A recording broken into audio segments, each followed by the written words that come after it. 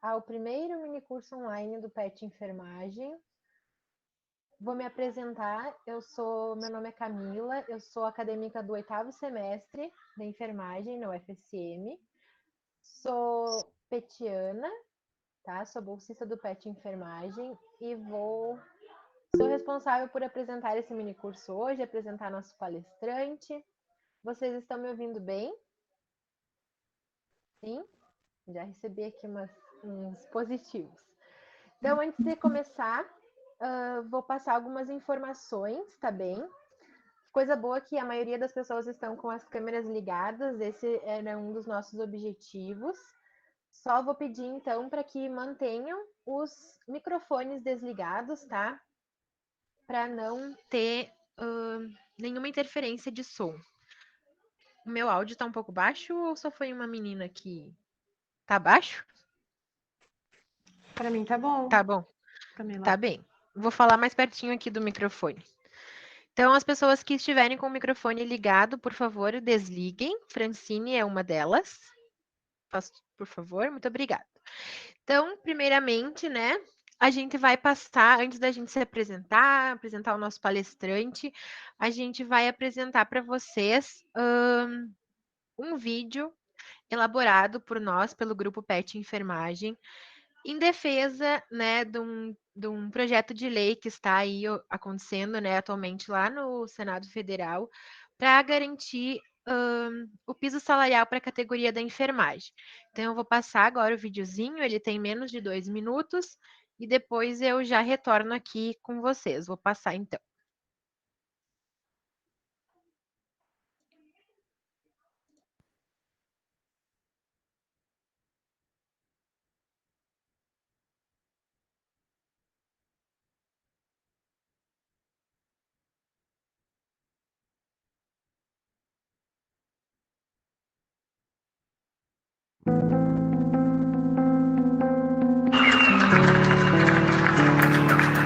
Obrigada!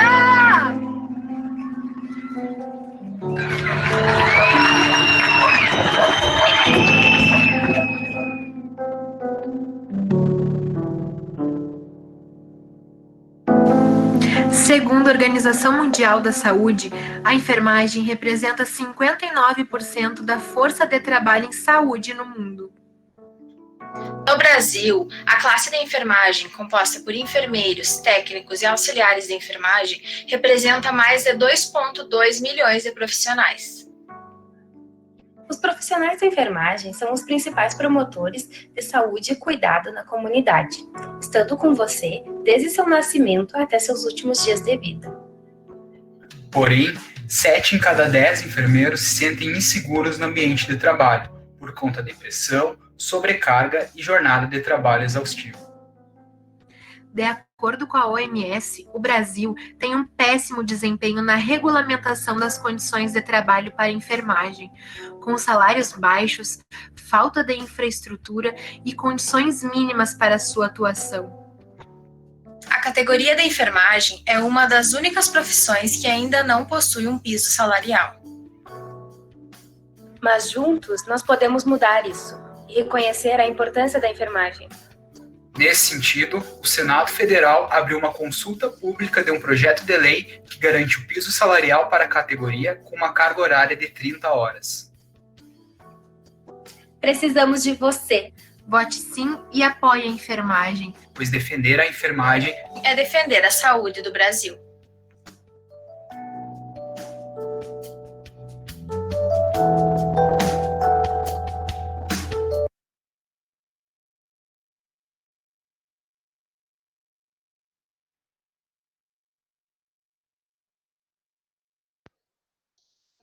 Certo? Todo mundo conseguiu ver o vídeo. Então, para conseguir votar, né, a gente pede que se direcione lá para o nosso Instagram, na nossa página. O link está disponível. Acredito que a minha equipe aqui vai me ajudar e vai mandar o link aqui também no nosso chat, para caso alguém queira votar depois do nosso minicurso, que ainda não votou. Então, né, boas-vindas novamente, porque temos mais pessoas entrando. Sejam muito bem-vindos, né? Lembrando para deixarem os microfones desligados, certo? Caso surja alguma dúvida no decorrer do minicurso, pessoal, a gente pede a todos que mandem as suas perguntas aqui no chat, que ao final a gente vai reunir todos e vamos perguntar ao nosso palestrante, certo? Para não dar, como são muitas pessoas, né, para não dar nenhuma intercorrência, vamos fazer desse modo. Certo? Sobre os certificados também, vão ser emitidos pela plataforma Eventtree, que é a mais nova plataforma aí, né? Então, no decorrer do nosso mini curso, a gente vai disponibilizar aqui no nosso chat também, para vocês preencherem para depois receberem o certificado, certo? Então, agora, daqui 4 minutos, como a nossa sala ainda não está lotada, a gente também vai compartilhar esse link nas nossas redes sociais. Se vocês tiverem algum amigo que não conseguiu se inscrever, essa vai ser a oportunidade, né? Compartilha com eles para eles aprenderem junto conosco nessa noite. Então, também a gente conta aqui com a presença da nossa tutora, Prof. Silvana Bastos Cogo, ela está aqui, ela que está aceitando vocês na chamada, e também a nossa professora colaboradora do PET Enfermagem, Laís, que também é coordenadora do nosso curso de graduação da UFSM. Elas estão aqui presentes e vão estar conosco neste momento. Então, agora acho que a gente pode apresentar o nosso palestrante, né, o ilustríssimo senhor Clarice Munhoz. Vou ler o minicurso, não, vou ler o currículo deste moço, né? Tanto admiramos, nosso petiano egresso, para quem não sabe, ele já foi petiano. Com muito orgulho. Aí. Então, vamos dar uma lidinha aqui no currículo dele, certo? Ele é filho de um pai delambrador e mãe dona do lar. Enfermeiro graduado pela Universidade Federal de Santa Maria. Atualmente atua como professor substituto do Departamento da Enfermagem da UFSM e professor do curso técnico em enfermagem do Colégio Gandhi, Sistema de Ensino Gaúcho SEG Santa Maria. É mestre em enfermagem pelo Programa de Pós-Graduação em Enfermagem da UFSM, bolsista CAPES, no período de março de 2019 a junho de 2018. Atualmente é doutorando também do Programa de Pós-Graduação em Enfermagem aqui na UFSM, especialista em urgência e emergência pela Uninter. Se está especializando em enfermagem em terapia intensiva pela Faculdade Unileg. É integrante do grupo de pesquisa Trabalho, Ética, Saúde e Segurança do Paciente, atuando nas linhas de pesquisa de segurança do paciente e saúde do trabalhador. Na graduação, né, foi bolsista do Programa de Educação Tutorial, PET Enfermagem, de 2013 a 2016. Além de enfermeiro, professor e doutorando, o Clarice também é colunista do jornal informativo Folha Lavrense. Certo? Então, o Clarice, te passo a palavra. Seja muito bem-vindo, se sinta acolhido por todos nós e que esse minicurso seja muito proveitoso para todos. Certo? Perfeitamente. Muito obrigado, né? Primeiramente, por esse convite. Sempre é uma honra estar auxiliando o PET e colaborando nesse programa que, com certeza, tudo que eu conquistei, parcela, né, partiu do meu desempenho, do meu desenvolvimento enquanto petiano. Então, quando você fala que eu sou petiano egresso, eu carrego isso como um orgulho mesmo. Esse programa, ele nos fortalece enquanto pessoa, enquanto ser, enquanto profissional. E hoje poder estar aqui contribuindo de uma outra forma, realmente, para mim, é muito gratificante. Então, eu só tenho que agradecer, mais uma vez, o convite. E também agradeço a apresentação, né? E vocês devem ter percebido que eu busco sempre trazer, no início das minhas apresentações e até no meu currículo, que eu sou filho de pai alambrador e mãe dona do lar, porque a gente sabe que não é fácil sair de uma classe média baixa, conquistar, a gente sabe que tem muitas desigualdades. Então, antes de eu ser estudante de doutorado, antes de eu ser mestre, antes de eu ser professor, eu sou filho de pai alambrador e mãe dona do lar. E isso sempre vai estar à frente, né, das minhas falas.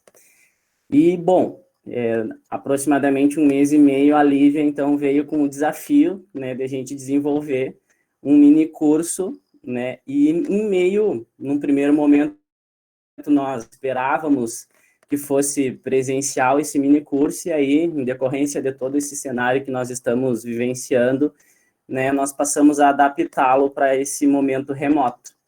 E é muito desafiador, a gente tem que se reinventar enquanto docente, então, desde já eu peço desculpas por qualquer equívoco, tá? Acontecem, né, peripécias nesses momentos remotos. Se porventura também a internet vir a ter uma queda, eu vou conectar novamente, tá?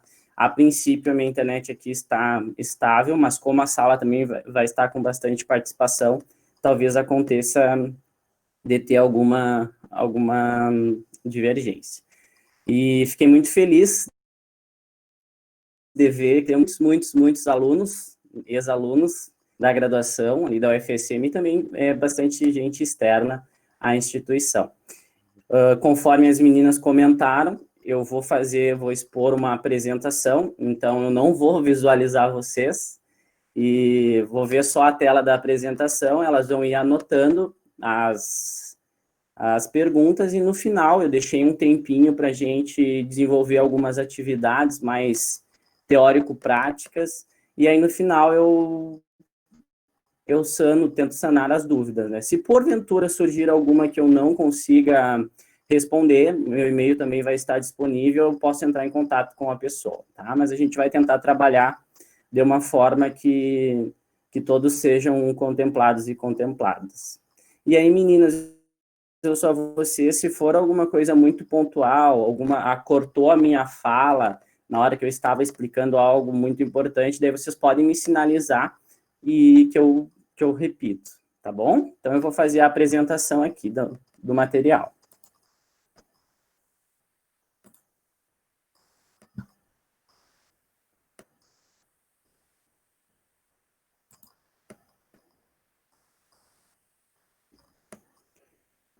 Está aparecendo a apresentação para vocês? Sim. Aí eu vou precisar que vocês falem, porque aí eu não enxergo daí. Tá conseguindo. Ok, então tá.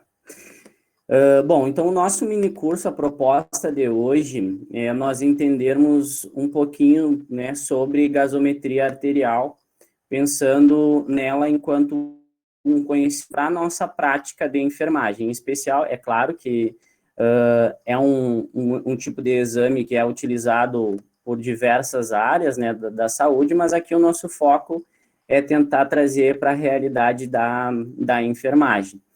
Ele é um tema que geralmente gera bastante dúvidas por questões de interpretação de uma gasometria arterial, e a ideia é que esse material ele sirva tanto para as pessoas que estão na prática clínica, ou seja, que estão na assistência, né, diante de um paciente que necessita de uma coleta de gasometria, da sua interpretação, como também para os futuros, né, enfermeiros que estão aí se aventurando nas áreas e nos concursos, e com certeza esse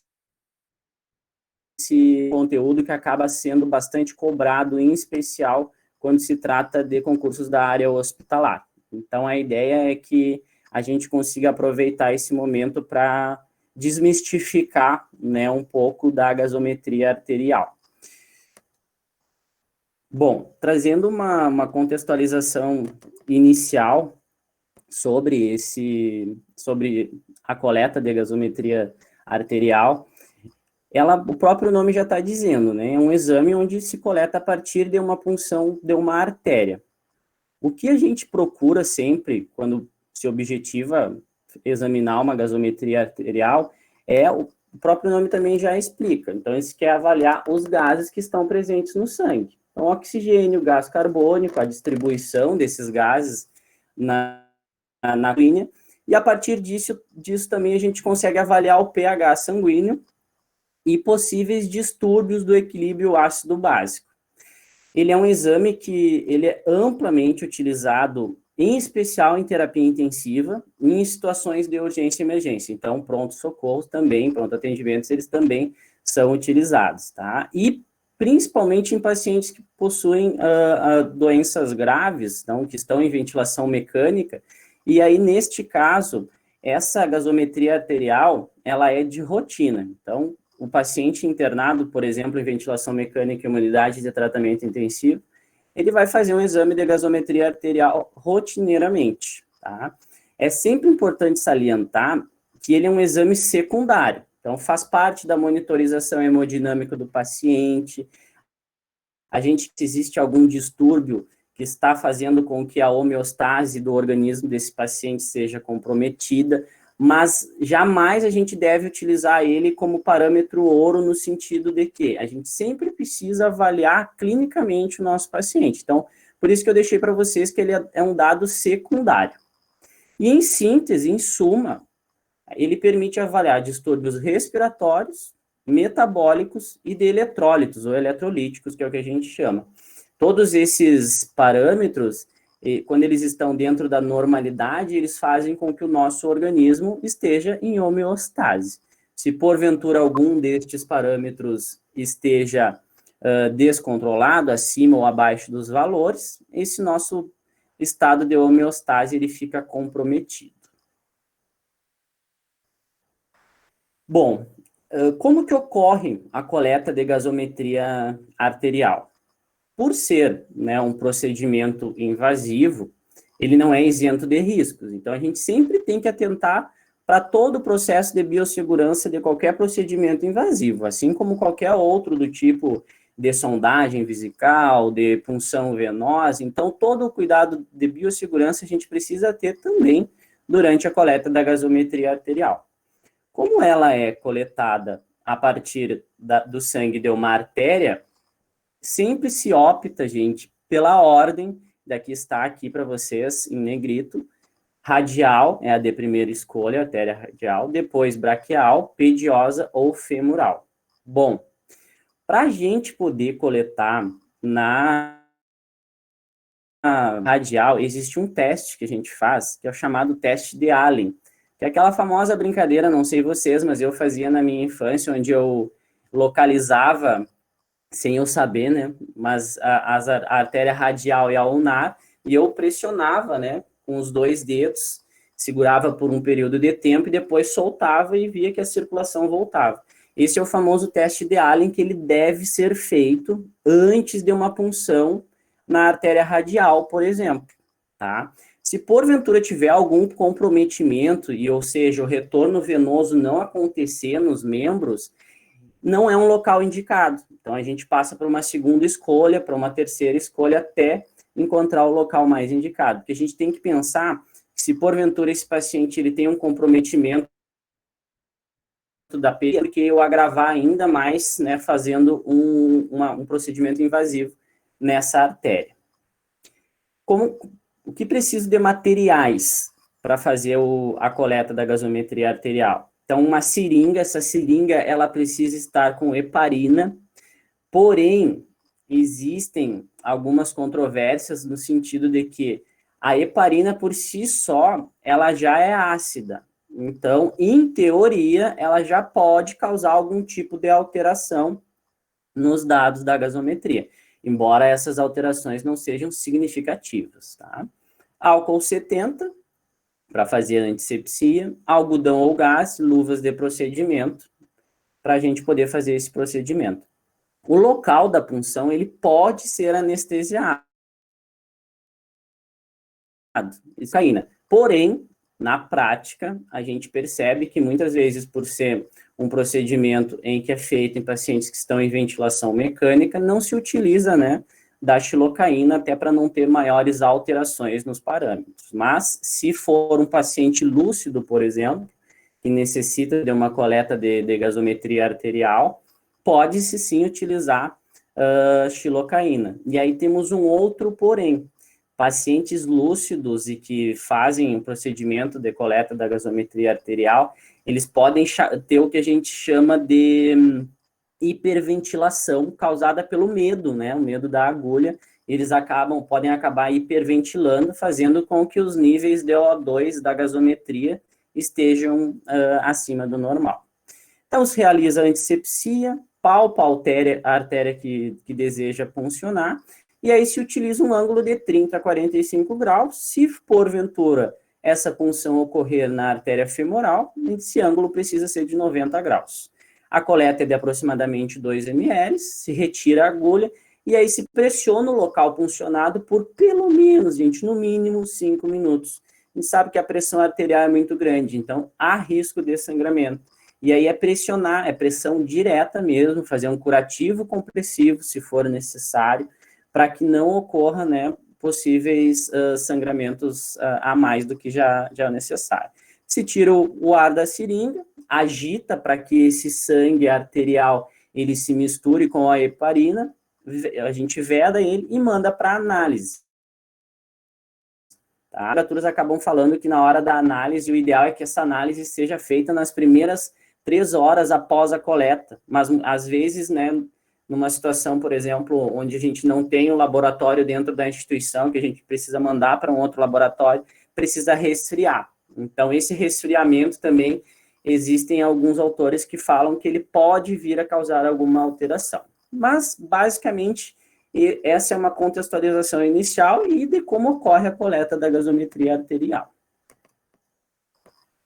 Bom, para a gente entender, né, dos parâmetros de gasometria arterial e o porquê que a gente consegue interpretar, como a gente deve interpretar, não tem como eu chegar no exame de gasometria sem antes falar com vocês uns conceitos anatomofisiológicos fundamentais. E aí eu já chamo a atenção, né, eu vi que eu tenho alguns alunos aí que são dos primeiros semestres, né, os primeiros semestres da graduação, e até se for nível técnico, a gente tem disciplinas de anatomia, bioquímica, histologia, e que a gente custa entender, né, a grande importância que essas disciplinas têm. E eu diria para vocês que elas percorrem o resto da nossa profissão. Então, não tem como a gente exercer a enfermagem sem entender desses conceitos básicos e ir lá para a nossa parte básica da nossa formação.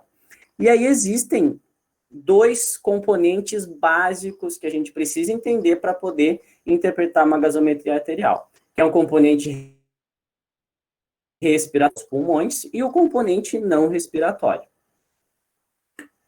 O não respiratório está relacionado, então, com os rins e a sua função renal.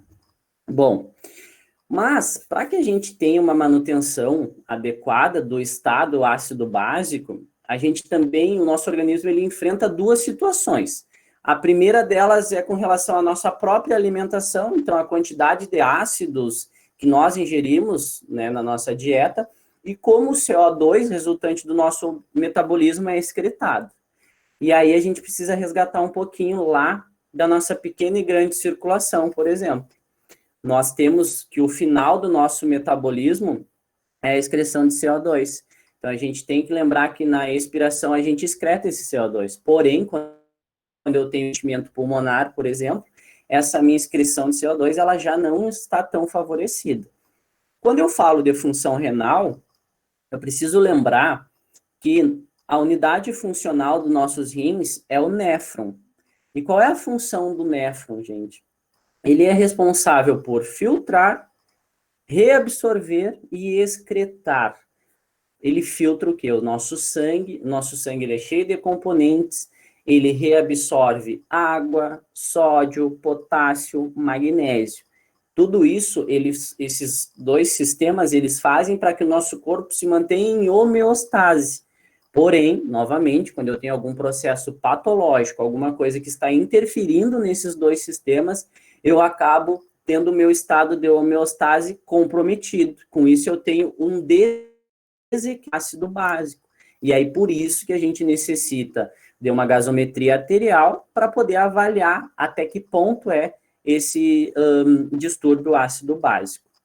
E aí, para manter o pH, né, que fala da viscosidade do sangue em limites compatíveis com a vida, o nosso organismo ele é tão inteligente que ele usa de mecanismos bioquímicos para fazer esse controle.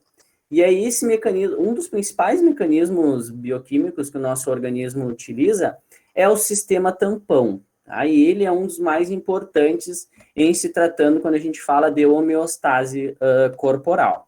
Ele basicamente é composto por 4 elementos, 4 grandes grupos. Então, o bicarbonato e o ácido carbônico, as proteínas ou proteinatos, né, os fosfatos monoácidos e biácidos, o globinato. Por quê, gente? O bicarbonato e as proteínas, eles agem no espaço intracelular do nosso organismo. Já os fosfatos e a hemoglobina, eles agem no espaço extracelular. Então, é eles que acabam fazendo toda essa troca e impedindo com que a gente tenha ácido demais no nosso organismo ou bases demais no nosso organismo. Eles que nos ajudam, principalmente os rins, a fazer a sua função de filtrar e excretar, né, as... Querem falar alguma coisa, meninas?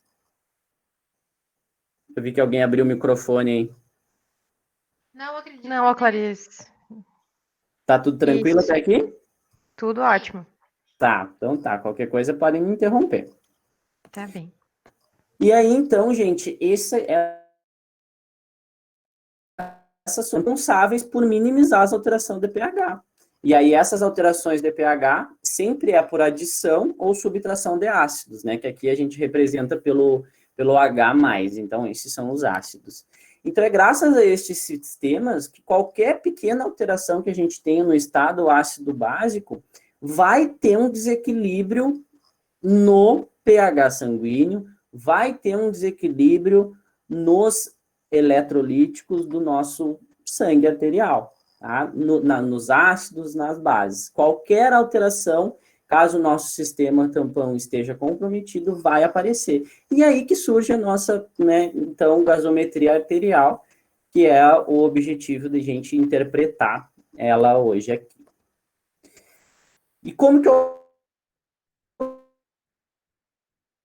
ocorre a mais, no caso dos ácidos? Lembram lá da função renal, do néfron, dos pulmões? São eles que são responsáveis. Só que por quê? O pulmão, ele é responsável pela excreção indireta. Então, ele somente converte os gases. A gente tem que lembrar lá que a hematose ocorre a nível alveolar, tá? Então, a nível alveolar pulmonar, existe o metabolismo capilar, que também promove essa troca, mas a excreção final é a partir da respiração.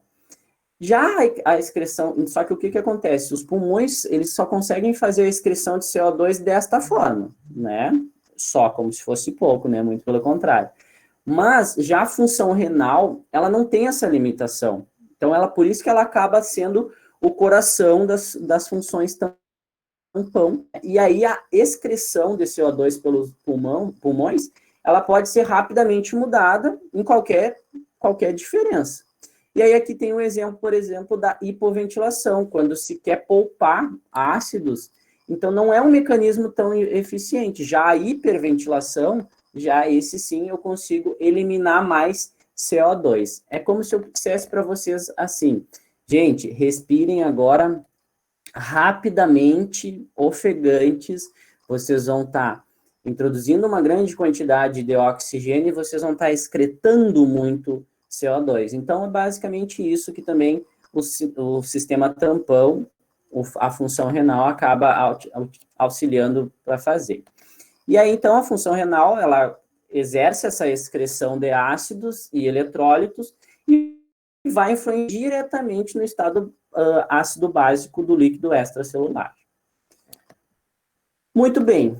O que são ácidos e bases, né? Geralmente se tem uma dúvida com relação a, mas acidose, alcalose, ácidos, bases.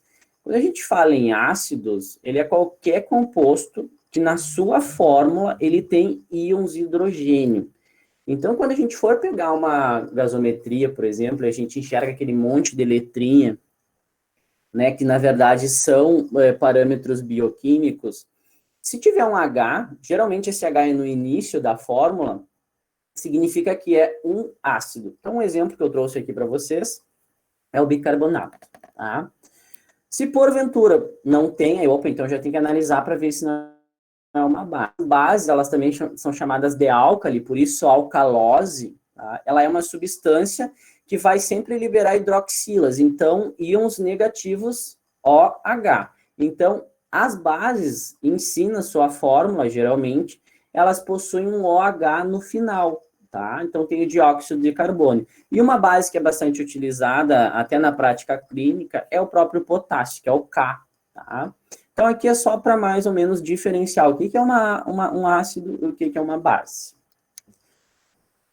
Bom, pensando diretamente nos distúrbios do estado ácido básico, a gente precisa entender alguns parâmetros para poder interpretar. E aí, esses parâmetros que geralmente causam uma certa estranheza, né, uma certa dificuldade por parte dos estudantes, dos próprios profissionais. Esses parâmetros, ou seja, que a gente chama de valor de referência, gente, não tem como eu dizer para vocês assim, professor, mas tem como a gente decorar? Olha, se vocês forem estudar para um concurso, enfim, né, eu diria mesmo assim, tentem entender e aprender. E na prática clínica a gente precisa sempre estar com esses parâmetros, né, já fixados na nossa mente. Então, sempre quando eu dou aulas relacionadas a esse assunto, eu brinco com os alunos e digo, gente, façam uma tabelinha com os parâmetros e usem essa tabelinha até para se precisar ir no banheiro, né? Então, não tem como eu dizer para vocês assim, tem como interpretar gasometria sem saber, tá? Então, a gente precisa saber os valores de referência. E aí, o primeiro que eu vou falar para vocês é o valor do pH do sangue. Aí ele é o básico. Vocês vão ver que eu quero, no mínimo, eu quero que vocês saiam daqui desse mini curso hoje sabendo interpretar, no mínimo, sabendo interpretar o que é uma acidose respiratória, uma alcalose respiratória, ou uma acidose ou alcalose metabólica. E para isso, gente, eu vou querer que vocês, assim, atentem para três parâmetros, que eu vou colocar umas estrelinhas para eles depois. O primeiro é o pH, tá? Qual é o valor de referência do pH? De 7,35 a 7,45. Mas não é de 7,34 a 7,46, ali a vírgula ficou desconfigurada, tá, gente? Mas é 7,35 a 7,45. Desculpa pelo erro de digitação ali. E olha que eu revisei esse material, hein? Então, de 7,35 a 7,45. Esse é o limite. Quando os valores do pH eles estiverem abaixo de 7,35, é acidose. Então, é a primeira coisa que vocês têm que mentalizar. Valor de pH abaixo de 7,35 é acidose. Então, primeira coisa, se preocupe em ver isso. Se esse valor estiver acima de 7,35, eu tenho uma alcalose. Então, parâmetros acima de 7,35, alcalose. Professor, mas então quer dizer que a primeira coisa que eu vou olhar, sim, a primeira coisa que eu vou olhar para interpretar uma gasometria arterial, né, tem um paciente descompensando, não está conseguindo saturar bem, ou acaba tendo, por exemplo, edema de membros inferiores, a gente não está entendendo o que está acontecendo, vamos coletar uma gasometria arterial para ver. Primeira coisa que vocês vão olhar, acidose ou alcalose. Tá? Então, esse é o primeiro parâmetro que vocês vão olhar. Existem alguns outros que eu vou passar aqui para vocês que vão também servir como base. O parâmetro de oxigênio, então, a quantidade de oxigênio que tem na nossa corrente sanguínea, então ele vai avaliar, quando eu olho para o oxigênio, eu tenho que entender se as trocas gasosas estão de fato acontecendo. Tá? Então, se porventura o valor de referência do oxigênio, então, pressão parcial O2 significa isso, é entre 80 e 100. Algumas literaturas falam que pode ser de 70 a 90. Enfim, é uma linha muito tênue aí. Eu prefiro utilizar essa porque eu penso que quanto mais oxigênio e esse oxigênio estiver dentro dos parâmetros adequados, ok. Então, ele avalia a eficácia das trocas gasosas. Se porventura essa parcela de oxigênio estiver abaixo de 60, é o que a gente chama de hipoxemia. Nesse momento, os tecidos do organismo humano começam a ter uma depressão muito grande, né, levando à isquemia, um processo bem severo. Tá? Então, PaO2, parâmetro 80 a 100. E avalia a eficácia das trocas gasosas. Base excess. Base excess, gente, se refere à quantidade de bases que tem na corrente sanguínea, tá? Não é um parâmetro que a gente utiliza, a gente sempre olha ele pensando num valor secundário, terciário.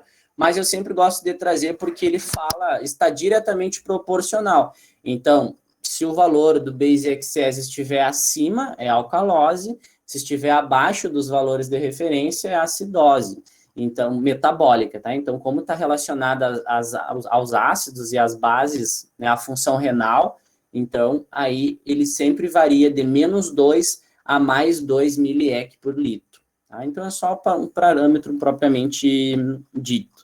E ele vai sempre nos dizer se, porventura, esse organismo bases ou não, se está abaixo, tá? Aqui, lembra que eu pedi para vocês colocar uma estrelinha ali no pH? No bicarbonato, vocês vão colocar outra estrelinha, porque é um outro parâmetro que a gente precisa botar o olho e saber se está alterado ou não, tá? E o que o bicarbonato ele nos diz? Ele está diretamente relacionado com a função renal. Vocês lembram que lá atrás eu falei que o néfron, a unidade funcional dos nossos rins, é responsável por reabsorver uma série de eletrólitos. Um deles é o bicarbonato. Se porventura esse bicarbonato estiver alterado, eu preciso me preocupar com a função renal do paciente, né, que está, né, necessitando dessa avaliação. Valor de referência de 22 a 26. Então, 22 a 26, tem que mentalizar, tem que saber. Não posso mentir para vocês dizendo que não precisa saber. Tem que saber esse valor de referência, tá?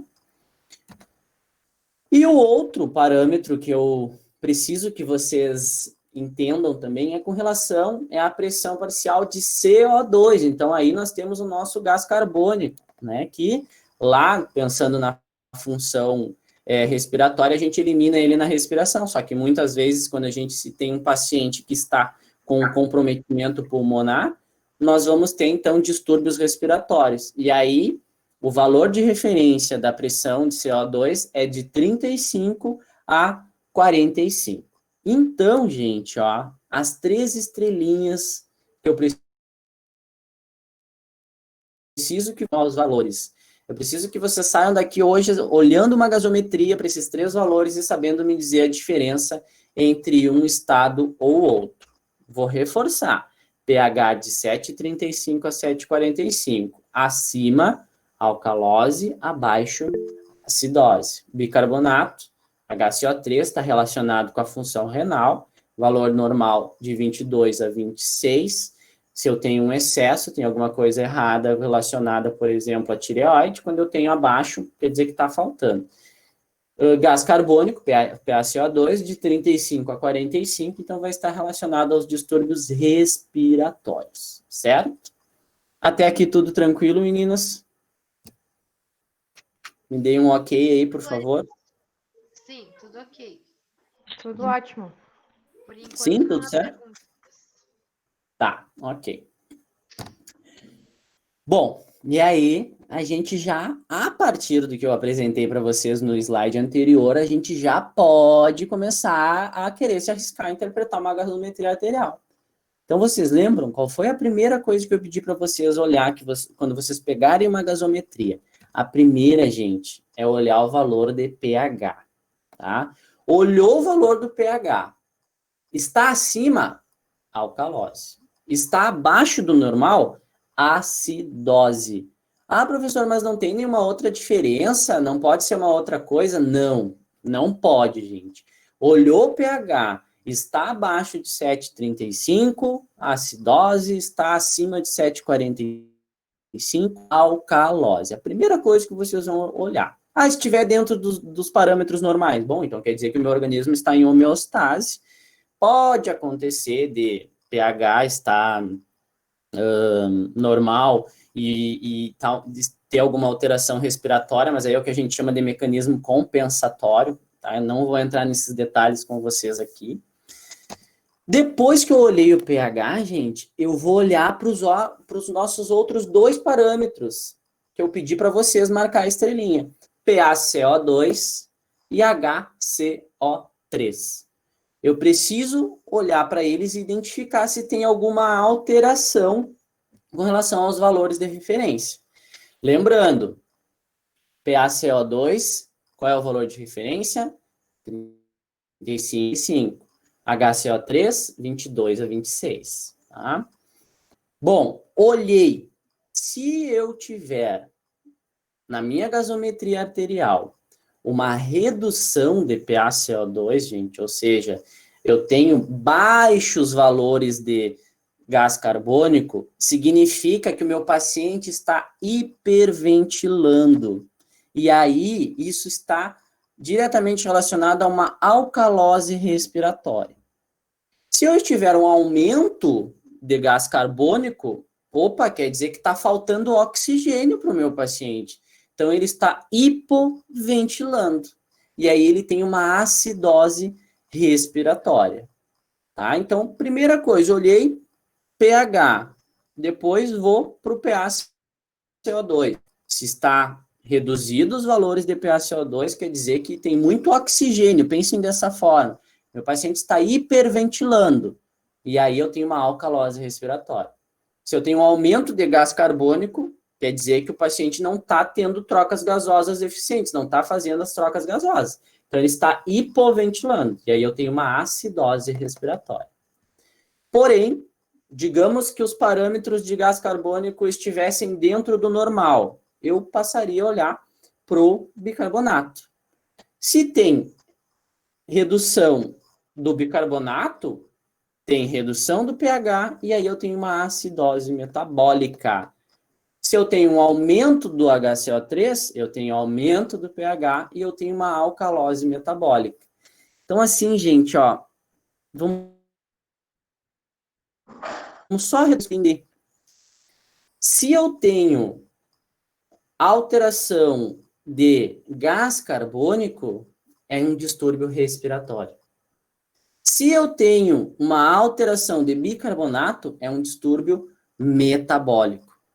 Se porventura acontecer de eu ter os 2 distúrbios, é um distúrbio que a gente chama misto.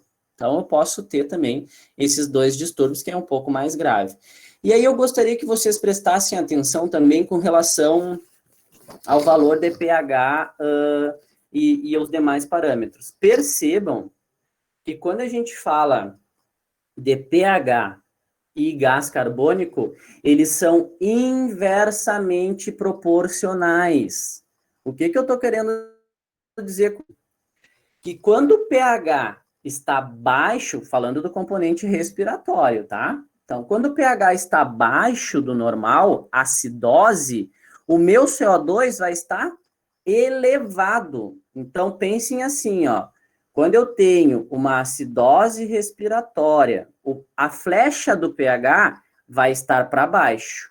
A flecha do CO2, do PaCO2, vai estar para cima.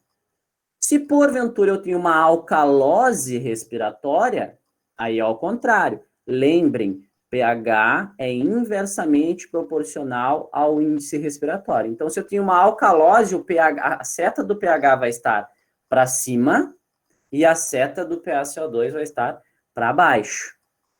Ok?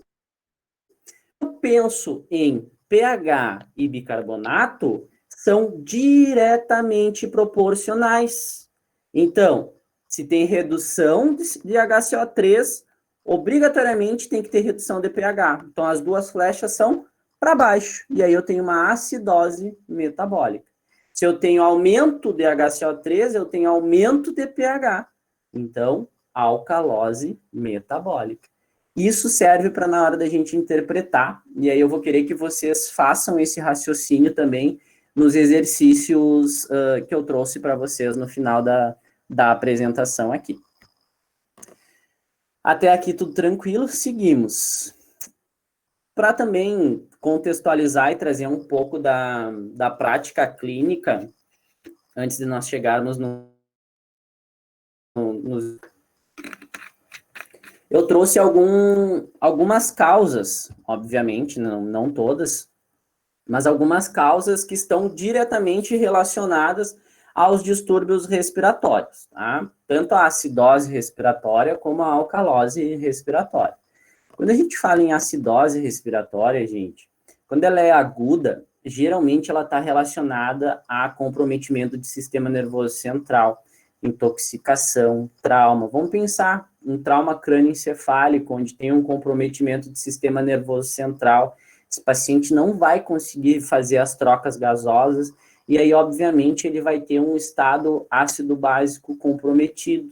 Se ele não consegue fazer troca gasosa, ele vai ter um excesso de gás carbônico, por exemplo. Esse paciente vai precisar de uma intubação. Quando a gente fala de uma acidose respiratória crônica, ela está geralmente relacionada a alguma situação crônica, tá? Relacionada a doenças pulmonares, tá?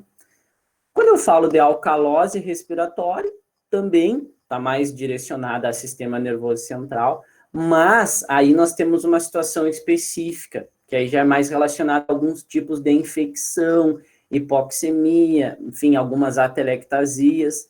Crônica, aí nós temos diferentes mecanismos, mas inclusive a assistência ventilatória, então, paciente que está em ventilação mecânica, ele pode ser acometido por alcalose respiratória, porque quando a gente pensa, vamos lembrar, alcalose respiratória, então quer dizer que o pH está alto, a flechinha do pH está alta, e a flechinha do PaCO2 está baixa.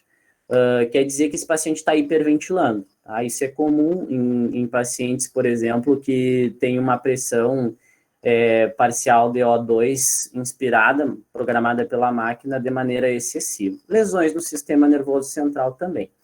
Então, aqui, gente, algumas das possíveis causas, tá? Desses distúrbios do estado do ácido básico. Quando a gente fala dos distúrbios metabólicos, né, então já temos que pensar em função renal.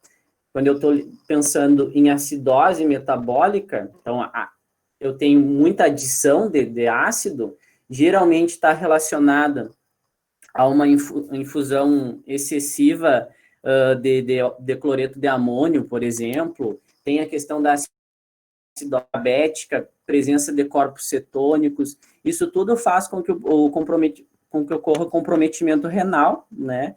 E aí levando, por exemplo, a uma acidose metabólica crônica.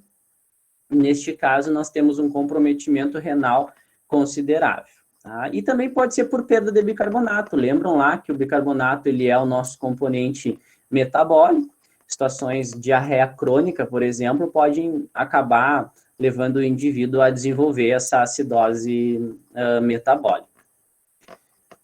Pensando na alcalose, então a alcalose, o pH está para cima, HCO3 também está em excesso, pode ser relacionada à perda desses ácidos, geralmente por vômitos, tá? Ou também por perda através da diarreia, onde se perde muito líquido, o paciente pode acabar desidratando, isso faz com que o paciente acabe elevando também os seus níveis de bicarbonato. E também por ganho, né? Por ganho de bicarbonato. Às vezes o paciente ele precisa infundir algumas medicações que possuem na sua concentração bicarbonato e acaba tendo seus níveis séricos, né, de bicarbonato elevados. E aqui crônicas em ingestão de antiácidos e o próprio bicarbonato, tá? Que bicarbonato de sódio que muitos utilizam de maneira automedicada, né? Então isso pode acabar, sim, dando algumas alterações. Existem algumas situações que elas apresentam características basicamente padrões, né, se a gente for pensar na experiência e na prática clínica.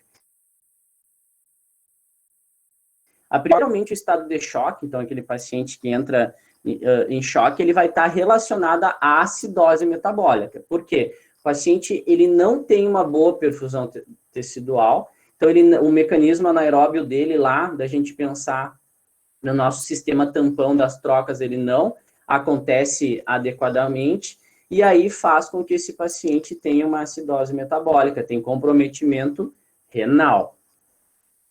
Uma outra situação é a parada cardiorrespiratória, né, onde geralmente o paciente vai primeiro passar por uma acidose metabólica devido ao comprometimento. Então, a gente tem que pensar, por exemplo, que na parada cardiorrespiratória, o paciente, o nosso organismo, ele foca, né, forças para manter os nossos órgãos-alvo vivos, passa a ter uma acidose respiratória, né, devido ao comprometimento pulmonar. Então, resultado da parada brusca, não tem oxigenação. Se não intubar esse paciente, por exemplo, né, se for uma situação indicativa de intubação, esse paciente ele vai acabar evoluindo para essa acidose respiratória. E o outro caso, né, a insuficiência renal crônica. A gente tem que pensar também nas pessoas que têm esse distúrbio, então não tem uma função renal adequada, é o nosso metabolismo, mecanismo renal, e aí faz com que esse paciente tenha comprometimento, não ocorrendo as trocas, então não ocorre reabsorção de magnésio, reabsorção de sódio, de potássio, esse paciente acaba, né, desenvolvendo essa acidose metabólica. E geralmente está relacionada à azotemia, tá? Então, a azotemia é quando nós temos muitos produtos nitrogenados na corrente sanguínea. E aí, por isso, por exemplo, que um paciente de insuficiência renal crônica, ele precisa passar por hemodiálise. Então, a hemodiálise serve para que ocorra essa correção, né, desses distúrbios ácido-básicos, por exemplo, relacionados à insuficiência renal. Também, né, quando a gente fala deles, a gente precisa entender dos tratamentos, para poder, se eu tenho algum distúrbio, então eu tenho que entender um pouquinho o que eu preciso fazer para tentar corrigir, né, para tentar tratar esses distúrbios. Acidose respiratória, vamos lembrar novamente, acidose respiratória. O pH está baixo, o PaCO2 está alto. Então, quer dizer que meu paciente está hipoventilando. Se ele está hipoventilando, a primeira coisa que eu vou pensar é corrigir a ventilação dele. Se ele estiver em ventilação mecânica, eu preciso ofertar mais oxigênio. Então, existe esse jogo, né, num paciente que está em ventilação mecânica, de tu controlar, quando ela é de componente respiratório, esses parâmetros de O2 e gás carbônico, tá? Então, a gente sempre precisa avaliar. Muitas vezes, gente, essa troca inadequada mesmo aí a gente pensa, poxa, mas o paciente está entubado, como é que ele pode estar hipoventilando ainda? Bom, existem algumas situações, mas uma delas, por exemplo, são os pacientes que acabam ficando muito tempo sem aspirar vias aéreas, fazem tamponamento no tubo oro, na traqueostomia. Isso impede com que até o próprio ventilador faça as trocas gasosas. Então, a gente precisa corrigir isso. Tá? Então, uma forma de correção da acidose respiratória é a correção do oxigênio. Então, a gente precisa ofertar mais oxigênio para o paciente. Tá? Quando eu falo de alcalose respiratória, então, alcalose nós temos o inverso, ou seja, eu tenho um pH alto e um PaCO2 baixo, quer dizer que eu tenho muito oxigênio, e aí o paciente está hiperventilando, ou seja, o organismo está retendo muito oxigênio, tá? E aí, geralmente, se corrige isso sedando ainda mais o paciente. E aí eu trago aqui uma situação, por exemplo, do cenário que a gente está vivenciando atualmente, de pandemia da Covid-19, onde, nos casos mais graves, o paciente evolui para uma síndrome aguda respiratória grave. E aí uma das condutas que está sendo feitas é a sedação pesada desse paciente, para que a máquina consiga controlar o máximo de movimentos respiratórios possíveis. Tá? Então, a gente precisa, muitas vezes, esse paciente, ele compete com o ventilador mecânico, ele se agita, e isso faz com que ele hiperventile, né? Então, para sedar. Então, uma forma de tratar, obviamente, né, gente, uma forma de tratar é combater essa hiperventilação. Se esse paciente já está acordando, né, aí temos o profissional fisioterapeuta, profissional médico, que vai talvez pensar na possibilidade de alterar esse ciclo para o paciente, tá? Mas basicamente é isso. Se eu tenho acidose respiratória, corrige a oxigenação, então oferta mais oxigênio para ele. E se eu tenho uma alcalose respiratória, tem que combater a hiperventilação. E aí, geralmente, se combate sedando ainda mais o paciente, tá? Quando eu falo, então, dos distúrbios metabólicos, lembrando, então, da função renal, se eu tenho acidose metabólica, ó, as duas flechas estão para baixo, então eu tenho baixo pH e baixo HCO3. Se eu tenho pouco bicarbonato na corrente sanguínea, eu preciso fazer o quê? Repor o bicarbonato de sódio. Então, geralmente, se utiliza um cálculo de 2 mEq por quilo, né? Mas isso hipoteticamente, a gente sempre precisa avaliar a clínica do paciente. Mas por quê? Porque eu não posso colocar em excesso, né? Senão eu faço o caminho inverso. E aí eu acabo causando uma alcalose metabólica nesse paciente. Então, se acidose metabólica, nós temos, então, que repor o bicarbonato de sódio. Quando eu tenho uma alcalose, então, lembre, alcalose, o pH está para cima, a seta está para cima, o HCO está para cima. Então, a gente precisa combater o excesso de HCO3. E aí a gente utiliza algumas outras bases, desculpa. Então, aqui eu coloquei alguns exemplos, cloridrato de argimina, ácido clorídrico, cloreto de amônio, o próprio cloreto de sódio. Então, são volumes, né, substâncias que são utilizadas para tentar combater esse excesso de HCO3. Até aqui tudo bem, meninas? Me deem um ok aí? Tudo ótimo. Tá. Temos uma pergunta, mas daí a gente vai deixar para o final as perguntas que tiverem. Tá ok, mas não é nada assim que não entenderam, que cortou? Não, é uma pergunta sobre a questão desse CO2, DO2. Aí acho que dá pra gente deixar para o final, se não perder o raciocínio. Tranquilo, então. Tá. Bom, até aqui, né, nós falamos de distúrbios do estado ácido básico, que quando a gente pensa em gasometria arterial, é o que a gente quer avaliar. Mas a gasometria arterial, ela é um exame maravilhoso e ela nos dá uma série de parâmetros. E outros parâmetros que a gasometria traz são os relacionados aos eletrólitos. Então, sódio, potássio, cálcio, magnésio, bicarbonato. Lembram? Todos esses eletrólitos que são os rins que são responsáveis por fazer a filtragem, reabsorção e excreção no caso de excesso.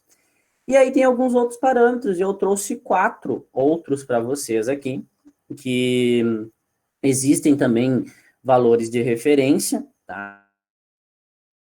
E vamos dizer sobre o estado hidroeletrolítico dos nossos pacientes.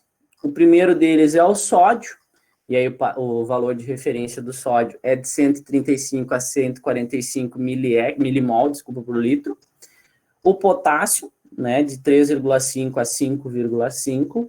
O cálcio, que tem 2 unidades de medidas, mas eu gosto bastante sempre de ensinar a relacionada a miligramas por decilitro, que é de 8,5 a 10,2, e o magnésio de 1,7 a 2,6. Bom, pensando, tá, em concurso, geralmente, em concurso, eles cobram o que a gente falou até o slide anterior. Se é uma acidose, alcalose, metabólica ou respiratória ou mista. Tá? Geralmente isso. Mas, se a gente for pensar na prática clínica, na prática assistencial, a gente precisa ter um entendimento também sobre esses outros eletrólitos. Existem inúmeros, tá, gente? Uma gasometria, ela nos dá vários parâmetros, mas estes, eles são os que acabam sendo mais avaliados, porque eles têm algumas funções específicas, tá? Então, o primeiro deles é o sódio. Tá? Ele surge por quê? Porque ele precisa ser utilizado para manutenção do estado hidroeletrolítico. Ele está relacionado também a impulsos nervosos, a contração muscular. Então, o nosso famoso salzinho lá, ele tem as suas funções benéficas também no nosso organismo. Porém, quando eu tenho uma hiponatremia, e aí, ó, lembrem lá dos conceitos de bioquímica e de fisiologia, seja hipo, pouco. Então, os níveis de sódio estão abaixo do normal. Geralmente, esse paciente, ele está ou com excesso de hidratação, ou própria deficiência de sódio. Tem gente que tem uma dieta restrita do sal, acaba tendo, sim, uma hiponatremia, mas também está muito diretamente relacionada ao vômito, à diarreia. Então, a gente precisa sempre pensar na conduta de tratar a doença de base. A gente precisa saber se essa hiponatremia, ou seja, essa queda de sódio, ela está relacionada à perda de sal, ou se o paciente está ingerindo muita água, por exemplo, se eu estou dando muito volume para o paciente. Então, nos casos, a gente sempre precisa repor o sódio. Então, cloreto de sódio, né, o soro fisiológico, a gente conhece bastante, pode ser uma solução para repor, né, o sódio na corrente sanguínea. Quando eu tenho o inverso, ou seja, o paciente tem excesso de sódio no organismo, eu tenho que sempre atentar que esse paciente ele pode estar desidratado. Então, um paciente que teve muita diarreia, insolação, grandes queimados, por exemplo, eles acabam perdendo muito, tá? E aí, perdendo muita água, tá? E acabam tendo um excesso de sódio. E aí, isso faz com que eles fiquem desidratados. Então, hipernatremia está basicamente relacionado à desidratação. E aí, tá na mesma situação. Sempre pensar na doença de base, a gente cuida do volume, né? E aí vai repor o que for preciso para que esse paciente volte a ficar hidratado. O outro eletrólito é o potássio. Esse aqui, ele é bem importante porque ele está bem diretamente relacionado com funções cardíacas, com excitabilidade neuromuscular, contratibilidade muscular. E aí a gente tem algumas situações. Se eu tenho pouco potássio, que é o que a gente chama de hipopotassemia, também pode ser chamada de hipocalemia, mas aí eu prefiro utilizar o hipopotassemia para não causar confusão com o cálcio que vai vir na sequência, tá? Também está relacionada a perdas gastrointestinais, geniturinárias. Lembrem, paciente quer dizer que a função renal dele não teve o tempo suficiente para fazer as reabsorções necessárias. E olha quem é que surge aqui, a nossa alcalose metabólica. Então, gente, se eu tenho pouco potássio na corrente sanguínea, eu preciso repor o potássio. Então, vai se fazer uma solução lá, um cloreto de potássio, para repor esse eletrólito na corrente sanguínea do paciente. Se eu tenho o inverso, então uma hiperpotassemia, o excesso, né, de potássio, está basicamente relacionada ao quê? Insuficiência renal. Novamente, a função renal, nossos rins são responsáveis por fazer a filtragem do nosso sangue. Então, se eu tenho excesso desses eletrólitos, eu tenho que pensar num possível compromisso renal, sim. Então, geralmente está relacionado à acidose metabólica, as próprias transfusões, enfim. E aí a conduta, ó, lembrem, o potássio, ele é uma base, né? Então, para eu inverter, para eu combater, eu tenho que dar um ácido. Então, a conduta é repor bicarbonato de sódio, gluconato, cloreto de sódio. Então, são volumes, tá? O cálcio está diretamente relacionado com estrutura, seja de membrana, seja dos ossos, também está relacionado às funções cardíacas. Aí a gente pode lembrar lá da bomba de sódio e potássio, né, que a gente aprende ainda na bioquímica. Quando eu tenho uma hipocalcemia, tá? Então é a queda do cálcio. Como o cálcio ele está basicamente relacionado à tireoide, então a gente, desculpa, paratireoide, a gente tem que atentar também para verificar se, porventura, esse órgão endócrino não está com alguma alteração. tá? Então, geralmente também pode estar associada à insuficiência renal. E aí a conduta, se eu tenho pouco cálcio, eu vou repor cálcio.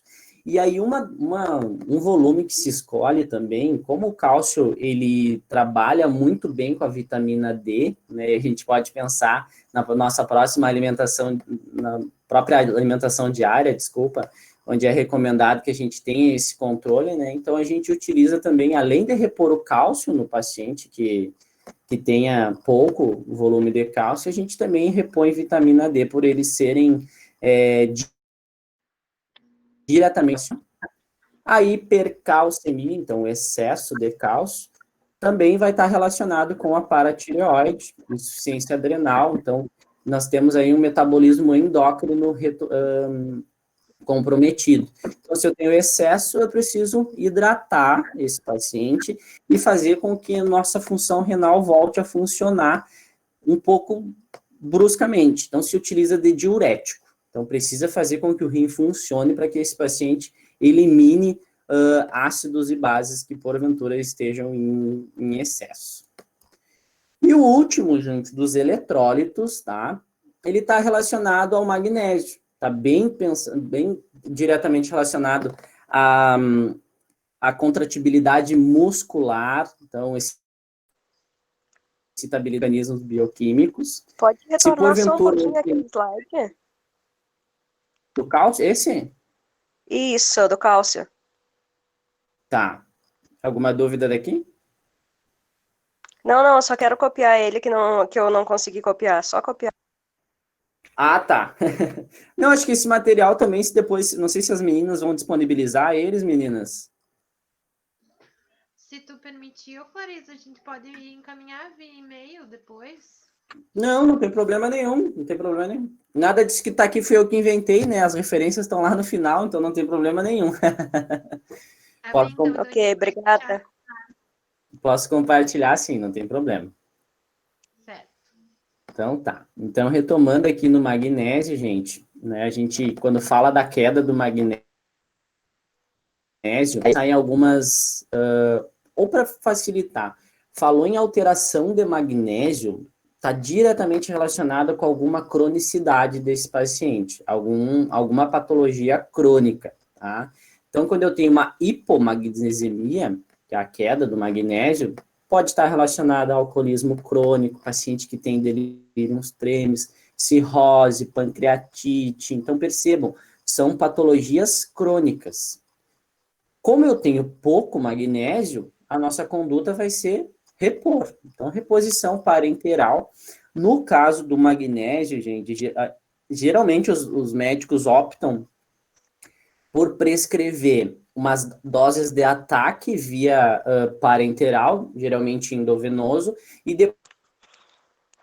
depois muscular com doses diárias por 4 dias, até corrigir esse magnésio, tá? Quando eu tenho pouco magnésio. Ao contrário do que quando eu tenho uma hiperpotassemia. Desculpa, aqui ficou errado. Hipermagnesemia, tá? Então, é o excesso de magnésio. Geralmente está relacionado ao quê? Insuficiência renal. Então, o paciente ele não consegue excretar o que foi absorvido. E aí se trata como? Tratando a insuficiência renal. Uma das formas de tratamento da insuficiência renal é a própria hemodiálise, né? Então, se utiliza cálcio parenteral também, que é um antagonismo bastante eficiente do magnésio, mas se porventura essa insuficiência renal ela persistir e os níveis não forem corrigidos, o paciente pode necessitar de hemodiálise. Muitos médicos optam até pela diálise peritoneal, por ela acabar fazendo uma limpa, né, uma reabsorção mais eficiente a nível de magnésio, no caso do magnésio, tá bom? E aí, pensando no que esses distúrbios causam, né, para o estado ácido básico, então, retomando, a gente falou no início de acidose, alcalose metabólica e respiratória, onde basicamente, quando a gente pega a gasometria arterial, a gente olha pH, a gente olha PaCO2 e a gente olha HCO3, a gente gente falou de distúrbios eletrólitos, então, outros eletrólitos que compõem também o nosso organismo, nosso estado ácido básico. Falamos dos primeiros e dos principais, desculpa, e o que eles estão relacionados. E aí agora eu trouxe aqui para vocês alguns efeitos deletérios, né, da acidose e da alcalose. Então, a acidose, gente, faz com que o paciente ele tenha uma sobrecarga respiratória. Se esse paciente, estando entubado ou não, inconsciente, ele pode, devido, né, ao excesso de gás carbônico na corrente sanguínea, esse paciente, ele tonteia, ele nauseia bastante, a gente pensa, agora até alguns, embora seja mais difícil, né, mas quando eu tenho uma alta concentração de gás carbônico, então a gente pode acabar tendo um desconforto respiratório, náusea, tá? Vomitar. A hiperpotassemia, vasoconstrição renal e resistência à ação da insulina. Então, aqui são só alguns dos efeitos deletérios da acidose aguda. Já quando a gente pensa em alcalose aguda, pode ter uma hipocalcemia refratária, então o paciente ele vai ter uma diminuição de cálcio na prática, e aí a gente vai ter que, além de se preocupar com a alcalose, a gente vai ter que pensar em repor esses eletrólitos para corrigir. Vai gerar uma hipopotassemia, então o paciente vai ter uma perda muito grande urinária, e aí nessa perda urinária vai ter um excesso de potássio, ele vai estar diretamente relacionado com essa relação que o potássio tem com o meio intra e extracelular. E a alcalose aguda também, ela acaba fazendo com que o potássio venha a proporcionar, a ocasionar no paciente algumas arritmias cardíacas. Então, por isso que eu falei para vocês que quando a gente pensa em potássio, sódio, enfim, a gente tem que pensar no que eles estão relacionados. E o potássio está relacionado bastante com as arritmias cardíacas, tá? E a alcalose está também relacionada ao aumento da afinidade de hemoglobina pelo oxigênio. Então, desvio da curva de dissociação para a esquerda com hipóxia tecidual.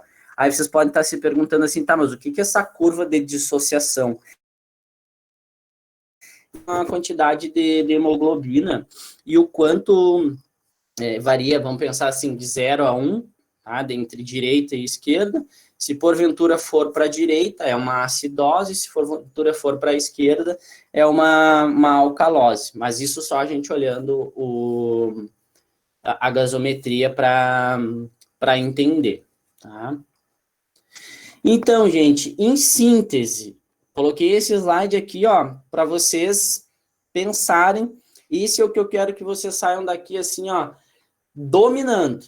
É o que eu quero que vocês entendam para interpretar uma gasometria, principalmente para o pessoal que está pensando em concurso aí e que acaba tendo essa confusão.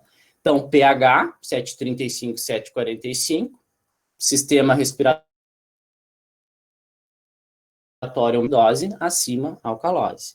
PaO2, entre 80 e 100, está relacionado às trocas gasosas, e abaixo de 60 é uma hipoxemia. PaCO2, entre 35 e 45, avalia distúrbios respiratórios. Então, se a flecha está para baixo do PaCO2, quer dizer que o pH está para cima. Então, eu tenho uma alcalose respiratória, esse paciente está hiperventilando, tem muito oxigênio no sangue. Se eu tenho um excesso de gás carbônico, quer dizer, tem pouco O2, o paciente está hipoventilando. Então, se a flecha do PaCO2 está para cima, quando eu falo do pH, essa flecha tem que estar para baixo. E o bicarbonato, que é entre 22, é diretamente relacionado com a função renal. Lembrem, pH e bicarbonato são diretamente proporcionais. Então, se o pH está baixo, o HCO3 está baixo. E aí eu tenho uma acidose metabólica. Se o pH está acima, o HCO3 também tem que estar acima, e aí eu tenho uma alcalose metabólica. E aí o base axis, né, que é só para pensar nas bases que estão dissolvidas no plasma, varia de -2 a +2 e também está relacionado ao pH.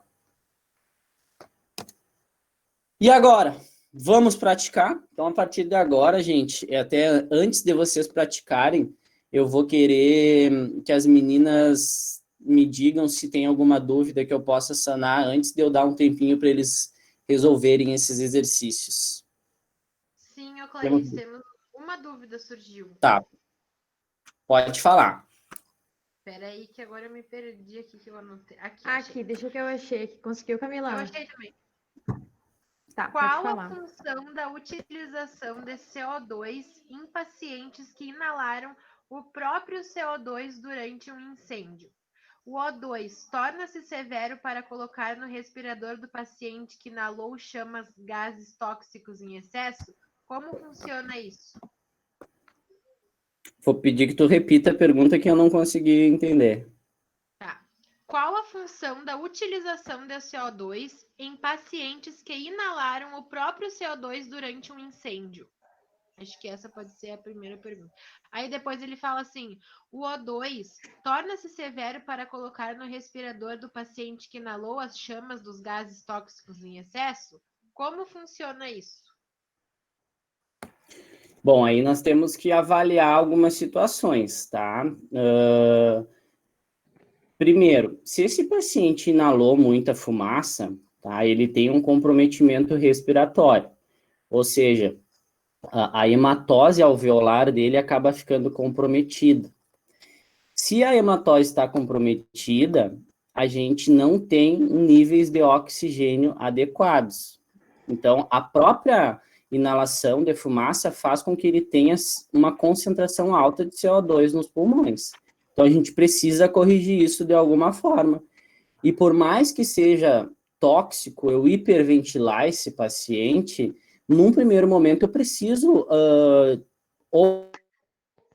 como é que eu posso dizer, ofertar para ele uma grande quantidade de oxigênio para tentar corrigir essa saturação de O2. Então, é risco-benefício. Então, num primeiro momento, um paciente de queimadura de vias aéreas vai precisar, sim, ofertar oxigênio para ele, independente de futuramente ele ter um excesso, né, de oxigênio no organismo. Não sei se era mais ou menos por isso, por esse caminho que surgiu a dúvida. A pessoa que perguntou foi o Romário, se ele quiser abrir o microfone para perguntar mais alguma coisa. Romário, não sei se tu tá na chamada ainda. Oi, tô sim. Isso. Professor, eu gostaria de saber por que é utilizado o CO2 no respirador do paciente que inalou as chamas com monóxido de carbono. Tu tá falando daí no caso... Boa noite, Romário, primeiramente. Tu tá falando no caso do paciente que está em ventilação mecânica, é isso? Isso. Tá, justamente porque a gente precisa ter esse controle dos parâmetros. A gente precisa, ao passo que eu oferto O2, eu preciso ter esse controle de gás carbônico.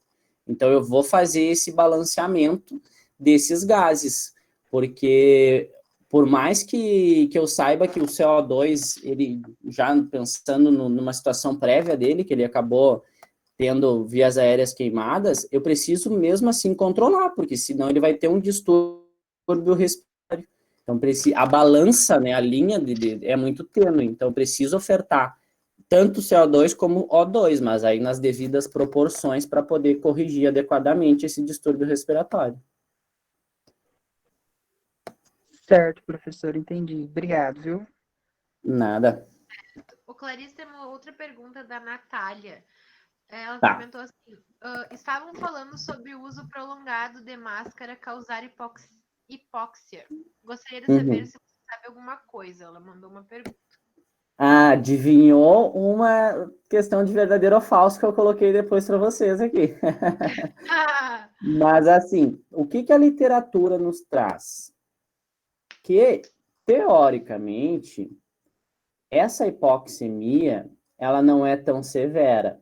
Então, não chega a causar grandes problemas. Mas, sim, vamos pensar agora na realidade onde Os profissionais, eles fazem plantões de 12, 24 horas, muitas vezes sem retirar a máscara. Ou seja, eles têm uma troca de oxigênio por gás carbônico muito prejudicada. Então, aumenta, sim, os níveis de CO2. E aí vai ter tontura, vai nausear, pode acontecer, sim. Temos relatos práticos já de que pode acontecer isso, sim. Certo, respondido, Natália. Ela disse obrigada. Próxima pergunta, do Diogo. A pergunta dele é em relação à coleta, que diz que tem um pouco de receio de coletar. E daí a pergunta dele é: durante o procedimento, há algum risco de lesionar severamente a artéria por algum motivo? Sim. Há um risco bem considerável quando a gente tem, por exemplo, pacientes que são muito emagrecidos ou que estão muito desidratados, e principalmente se eu for escolher uma artéria de membros superiores, então radial, a gente precisa ter cuidado com o teste de Allen, que foi o que eu falei lá no início do nosso mini curso. Pode acontecer muitas vezes de eu não conseguir palpar esse pulso do paciente, tanto o braquial como o braquial não, da artéria radial como da ulnar, ele acaba sendo fraco. E aí a gente não consegue palpar as funções, a agulha pode acabar, sim, rompendo, fazendo um hematoma, uma hemorragia ali, e a gente não vai poder utilizar mais aquele acesso para gasometria arterial. Então, pode acontecer. Por isso, se a gente, né, a artéria radial é a de escolha, a primeira, mas a gente precisa fazer o teste de Allen, tá? A gente precisa fazer o teste de Allen, até, eu não sei se talvez não ficou um pouco confuso, depois eu posso mostrar na minha mão aqui, o teste de Allen para vocês, mas ele vai nos dizer, se eu tenho um retorno venoso na mão, no retorno venoso, não, desculpa, arterial venoso, eu vou poder coletar, mas existe sim esse risco de lesionar.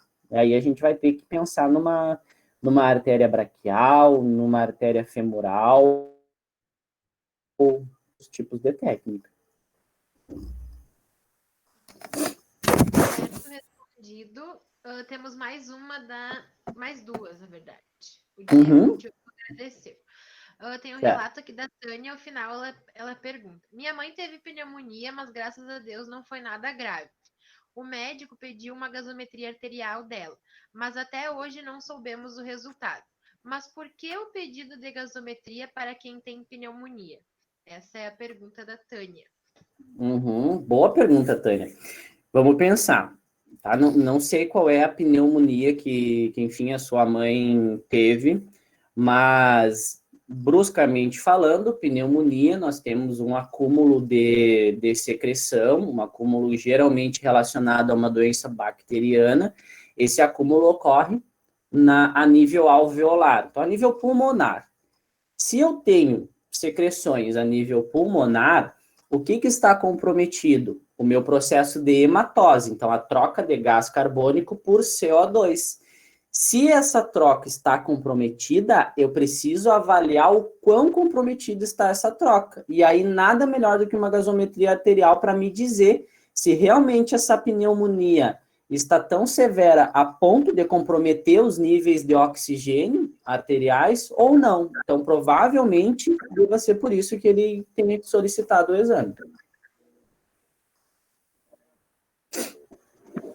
Certo. Respondida, a Tânia agradeceu, Clarice. E a Juliana pergunta em relação à DPOC. Poderia falar sobre a oferta de O2 e qual o dispositivo mais adequado? Desculpa, cortou, Camila. Era DPOC?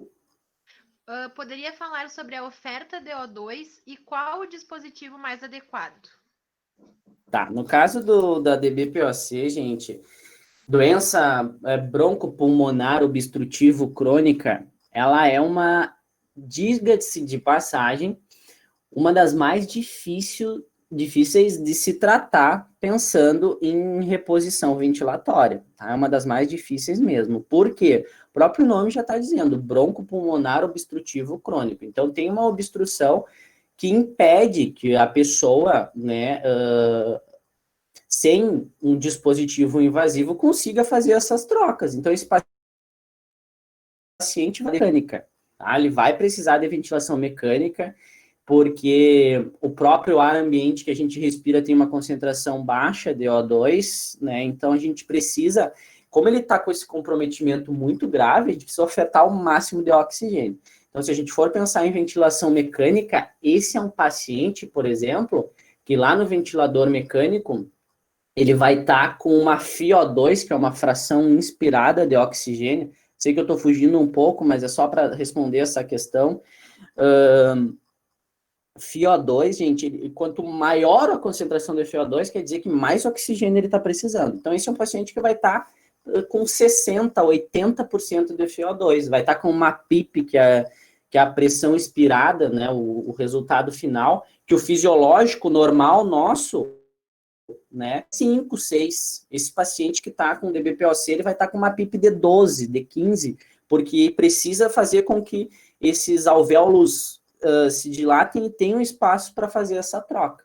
Então, em síntese, a oferta de O2 para paciente nesse sentido, que está em crise, obviamente, né, gente, está em crise, é ventilação mecânica. Pode acontecer de paciente, então, necessitar depois de em casa de uma ventilação, aí vai pensar num CPAP, num BiPAP, talvez numa máscara de Hudson, a depender do caso e do tratamento.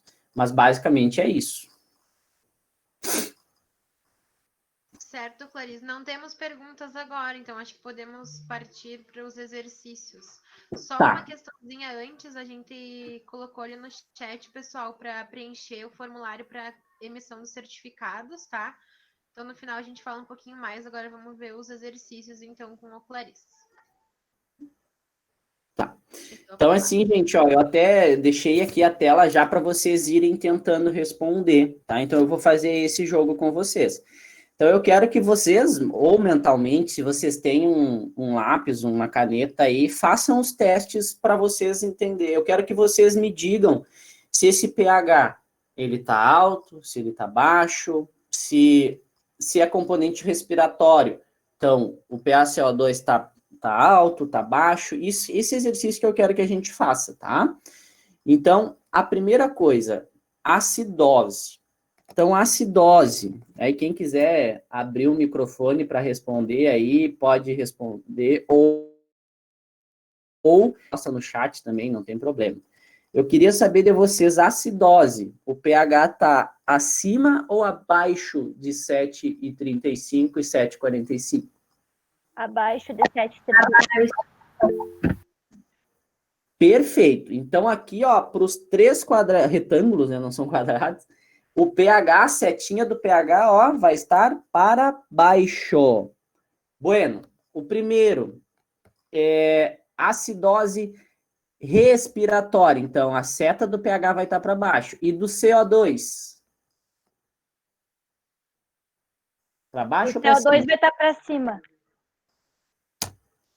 Muito bem. Para cima. Então, eu vou ter um baixo pH e eu vou ter um alto PCO2. Lembrem, eles são inversamente proporcionais.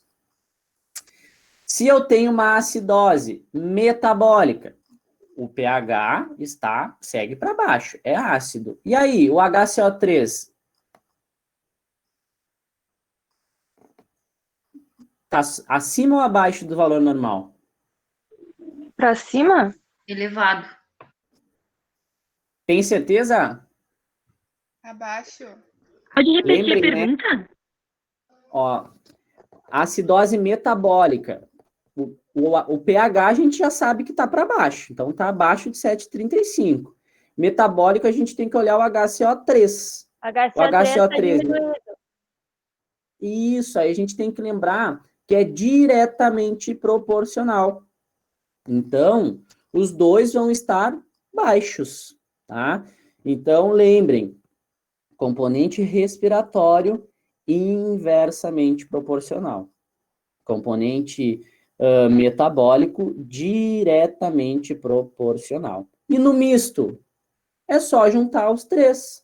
Então, o pH vai estar para baixo, o desculpa, o PaCO2 vai estar alto e o HCO3 vai estar para baixo. Então, quando eu olhar lá a minha gasometria arterial e porventura estiver assim, eu tenho uma acidose mista. Então, lembrem, gente. Uma pergunta. Quando for Pode mista, perguntar. vai estar em mecanismo de compensação ou não? Depende. Depende porque o mecanismo de compensação ele envolve outros fatores. O mecanismo de compensação ele acontece às vezes até quando o pH está dentro dos parâmetros normais. Então, por isso que eu acabei nem entrando nessa parte com vocês, porque ela envolve outras questões. Aí temos ainda parcialmente compensada, totalmente compensada, então envolve outras questões. Mas essa é a regrinha básica, tá? Se for misto, o pH vai ter que estar baixo, o PaCO2 vai ter que estar acima de 45 e o HCO3 vai ter que estar abaixo de 22. Certo? Certo. Vamos para o próximo. Agora, alcalose. Alcalose, o pH está como, gente? Acima? Acima. Isso aí. Então, nos 3 retângulos aqui, nós vamos ter um pH elevado. Lembrando, se o pH está elevado e componente respiratório é inversamente proporcional, o PaCO2 vai estar elevado ou reduzido? Reduzido. Isso aí, muito bem. Então, alto pH, baixo PaCO2. Agora a alcalose metabólica, já sabemos que o pH está alto. Agora a gente olha o HCO3. Tem que estar como esse HCO3 se é diretamente proporcional? Aumentado. Isso aí. Elevado. Então, isso aí, nós temos um alto pH e um alto HCO3. E aí o misto eu junto os dois, os PaCO2 e alto HCO3.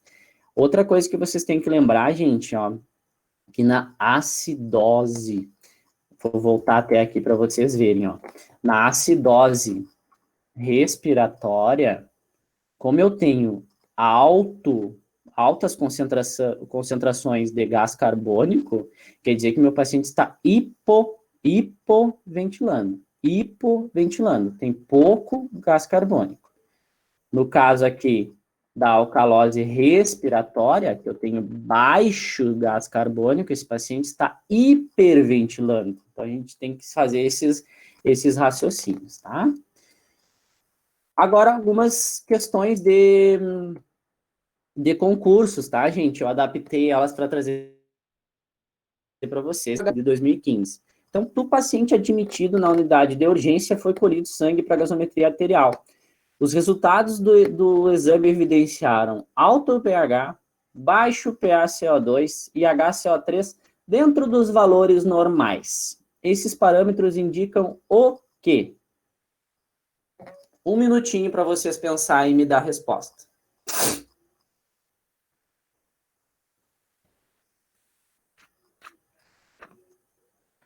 Alcalose respiratória. Será? Também concordo com a colega. Muito bem. Então, olha só. Olhei para o pH, está acima do normal. Então, já tem alcalose. Eu elimino A, eu elimino B, e sobra componente metabólico, componente respiratório. Olha quem é que está alterado aqui. Componente respiratório. O metabólico está dentro dos normais. Dentro do normal, desculpa. Então, nós temos uma alcalose respiratória. E esse quentinho do concurso da EBSER desse ano. Então, eles botaram um caso clínico de um paciente que sofreu uma colisão carro-moto, acabou complicando, necessitando de diversas intervenções, até que chegou nessa questão, onde eles falam que depois de 48 horas, o senhor do acidente, ele não respondia aos estímulos dolorosos, apresentou uma frequência respiratória de 10 movimentos por minuto, e aí no prontuário constavam os exames laboratoriais com os seguintes valores: gasometria arterial, pH 7,26, PaO2 60, PaCO2 48, HCO3 11,5, BaseX 6, saturação de O2 92. Aí tem uma série de outros componentes que não cabe aqui. Então, de acordo com os dados mencionados e com base nos conhecimentos, eles pediram para definir que distúrbio ácido básico tinha esse paciente. Então, essa aqui sem alternativas, gente. Que tipo de distúrbio ácido básico é esse? É uma acidose mista. Uma Alguém acidose concorda? respiratória. Alguém concorda, discorda? Acidose mista, acidose respiratória? Eu acredito que seja uma acidose mista. PCO2 está aumentado e HCO3 está diminuído. E o pH? E o pH está diminuído. Muito bem, gente. Nós temos, então, uma acidose mista. Tu matava a charada. Só tinha uma alternativa com essa possibilidade de acidose mista. Então, pH 7,26 está abaixo, já matava as outras alternativas que falavam em alcalose. O HCO3 estava acima, então, ó, se está ácido, é inversamente proporcional, né? E aí, o HCO3 estava para baixo, diretamente proporcional com o pH. Então, muito bem, acidose mista. E aí, agora, uns DVOF. O pH sanguíneo indica o estado ácido básico de um organismo. Na faixa de 7,35 a 7,45 é o valor considerado normal. O valor abaixo de 7,30 caracteriza alcalose e acima caracteriza acidose. Falso. É verdadeiro. Falso. É falso. Falsa. Ó, muito bem. A maioria ditou aí falso. Então, se está abaixo, tá invertido aqui, na verdade, né? Se está abaixo é acidose, se está acima é alcalose.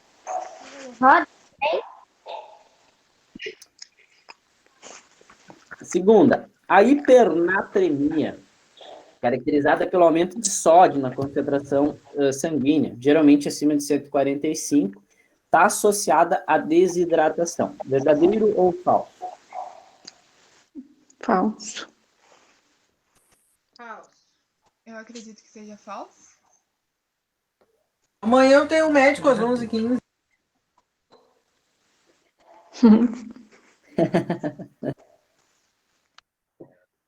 E aí, verdadeiro ou falso?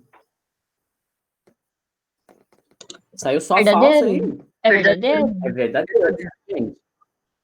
Lembrem que a hipernatremia, ou seja, o paciente está com excesso de sódio, quer dizer que ele desidratou, tá? Se porventura ele tivesse com hiponatremia, é que ele ingeriu muita água, pensem dessa forma, ele ingeriu muita água, então ele está com pouco sódio. A terceira, a hipocalemia. Prestem atenção no termo. Hipocalemia é caracterizada pela concentração sérica de potássio inferior a 3,5 mEq por litro de sangue. O monitoramento contínuo dos níveis séricos de potássio cardíacas é muito importante para evitar complicações e intercorrências. Verdadeiro ou falso? Verdadeiro? Muito bem, verdadeiro, né? Então, lembrar que o potássio está diretamente relacionado também com arritmias cardíacas quando em excesso, então é verdadeiro. Mais uma, prestem atenção. Os casos de alcalose respiratória geralmente são brandos. Então, uma coisa que vocês têm que raciocinar, falou em alcalose, falou em acidose respiratória, vocês têm que mentalizar os valores, as setas do pH e, no caso aqui, do PaCO2. Então, geralmente são brandos. O tratamento dessas condições consiste em remover a causa da pulmão por meio de ventilação artificial com respiradores mecânicos. Verdadeiro ou falso? É falso. Porque a alcalose é da hiperventilação, não é? Muito bem, é esse o pensamento que vocês têm que ter. Então, se é alcalose, ó, lembrem lá da setinha do pH. Tá para cima, quer dizer que o PaCO2 está para baixo. Então, esse paciente tem baixa concentração de gás carbônico, ele está hiperventilando. Então, nós temos uma alternativa falsa. A próxima, para pacientes com acidose respiratória e sinais clínicos de tontura, incapacidade de concentração e taquicardia, pode-se indicar a técnica de respiração dentro de um saco de papel. Olha aí, ó, parecido com a pergunta. Verdadeiro ou falso? Leiam com atenção e interpretem. Falso, porque vai reinalar CO2. Muito bem, isso aí. E aqui a última, a alcalose respiratória decorre da excreção inadequada, o que acarreta em aumento dos níveis de dióxido de carbono. Não, isso ocorre na acidose. Muito bem, falso, tá? Então, gente, essas são as referências que eu utilizei no nosso mini curso de hoje. Recomendo fortemente, principalmente para quem está na assistência, que leiam essas referências que eu deixei aqui, né, negritadas, tá? Então, elas são 2 artigos que eu utilizei. Eles têm uma didática muito boa, uma escrita muito leve, então sugiro que vocês leiam. Fica aqui o meu mega agradecimento pela presença de todos e todas. Espero que eu tenha desmistificado um pouco, né, da questão da interpretação de gasometria arterial. Mais uma vez agradeço ao PET pela oportunidade de estar aqui fazendo uma troca de conhecimento, né, que eu sempre falo que isso, na verdade, é uma troca que eu aprendo com vocês também. E aí a gente se ajuda, né? E acho que assim que a gente vai sempre pensar numa enfermagem melhor.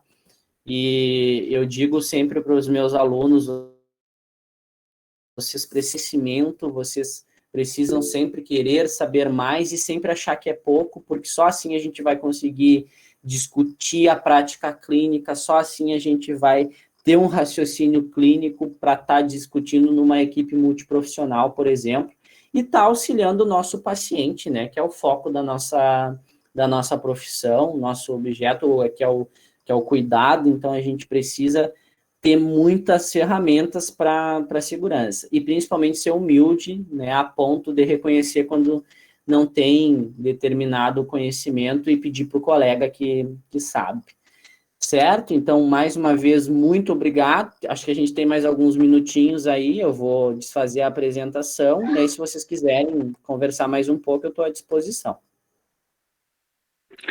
Professor, sobre o material que foi apresentado, a gente passa o e-mail para disponibilizar onde? Oi, Priscila. Camila, tudo com bem? vocês aí. Isso, Priscila, a gente vai disponibilizar esse material através da nossa página do PET Enfermagem, tanto no Facebook quanto pelo evento que a gente criou. Aí a gente disponibiliza lá esse link com o material no Drive, a gente anexa esse material pelo Drive e aí a gente disponibiliza o link, tá? Para que todo mundo tenha acesso. E sobre a gravação da chamada, ela foi gravada, mas apenas para registro. A gente não tem como enviar essa chamada por questões institucionais, tá bom? Mais alguma pergunta? Ok, obrigada. Imagina. Clarisa, a gente te agradece, então. Tá recebendo vários elogios aqui no chat. Muito obrigada. E agora que eu tô conseguindo ler um pouco. Muito obrigada pela tua disponibilidade. Foi um ótimo mini curso. Acredito que todo mundo tenha tido aproveitado muito, né? As perguntas foram muito satisfatórias. Eu, em nome do PET Enfermagem, te agradecemos imensamente e com certeza vamos falar para o pessoal que teremos outras parcerias, né? Uhum. Ficar sempre ligado na nossa página, que sempre vai ter uma novidade que outra, né? Só acompanhar agora nesses períodos de pandemia, né? Sim. Eu agradeço as palavras de carinho, estou dando uma lida ali, o pessoal bastante participativo, né? Clarisa, o teu e-mail ali. Sim, eu vou deixar o meu e-mail também para vocês aqui no chat e agradeço as palavras de quem se manifestou ali, muitos ex-alunos, dá uma saudade de estar na aula com vocês, mas logo tudo isso vai passar e a gente resolve. E que bom que foi proveitoso, eu acho que esse era o nosso objetivo, né, e remoto, de forma remota ainda se torna mais desafiador. Então, que bom que deu certo. Agradeço mesmo. Ô, Clarice, muito obrigada pela tua disponibilidade, pelo teu empenho e pela exposição dessa aula.